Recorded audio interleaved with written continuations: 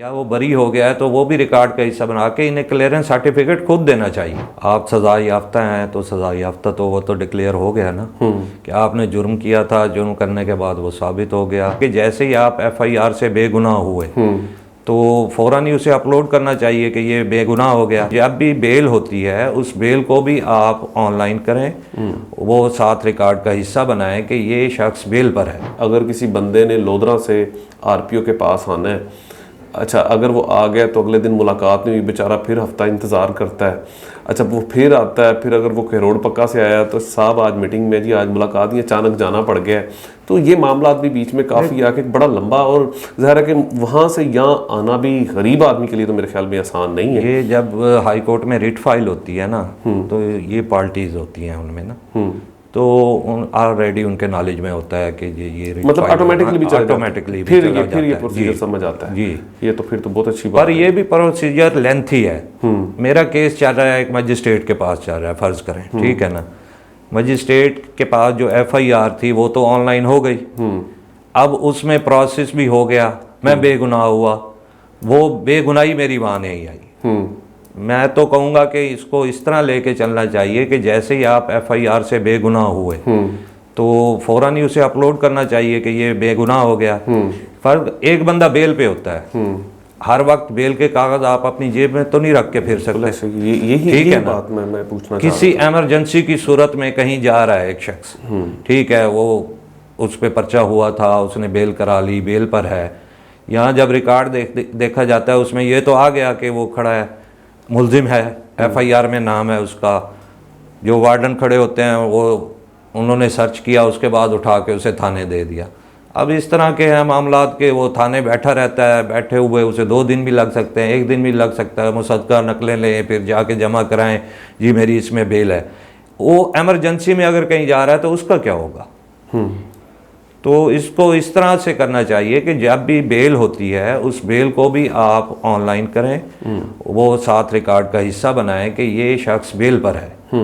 अगर वो बेल पर नहीं है फिर तो पुलिस पकड़ सकती है उसे, या वो बरी हो गया है तो वो भी रिकॉर्ड का हिस्सा बना के इन्हें क्लियरेंस सर्टिफिकेट खुद देना चाहिए। अच्छा अगर आप किसी को मुल्जिम करार दे रहे हैं और वो मुल्जिम क्लियर हो गया है तो वहाँ पे उसको क्लियरेंस सर्टिफिकेट भी खुद देना चाहिए आपको। अब इस चीज़ से बचने के लिए क्या करना चाहिए कि बेल्स भी हो गई हैं, सब कुछ हो गया है, प्रोसीजर आपने बताया लंबा है,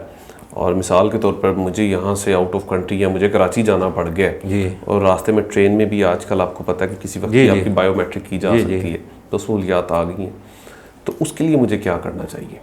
उसके लिए यही है, या तो आप डॉक्यूमेंट्स जेब में रखें या फिर रिट फाइल करें उसकी और अपने आप को क्लियर कराएं रिकॉर्ड से। अच्छा उस रिट के दौरान भी अदालत का कोई हुक्मनामा साथ रखा जा सकता है कि जब तक मेरे ऊपर ये चीज़ें क्लियर नहीं होती, क्या अदालत या हाई कोर्ट ऐसी चीज़ देती है आपको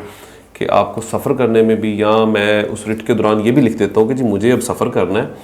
ये मेरी अदालतों से मुझे बिल्कुल हर तरह से रिलैक्स कर दिया गया है,